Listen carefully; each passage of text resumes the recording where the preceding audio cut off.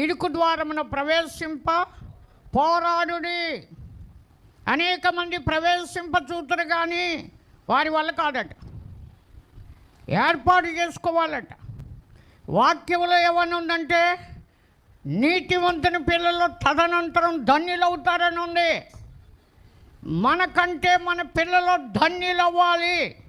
ధన్యులవ్వాలంటే ఆత్మయున్న దేవుని యందు ఆనందించేవారిగా ఉండాలి.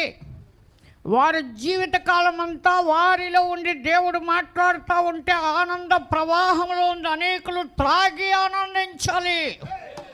జీవజల ఊటగా ఉండాలి, జీవ నదిగా ఉండాలి, ఎండిపోయిన వాగులాగా ఉండకూడదు. దేవుని స్తోత్ర.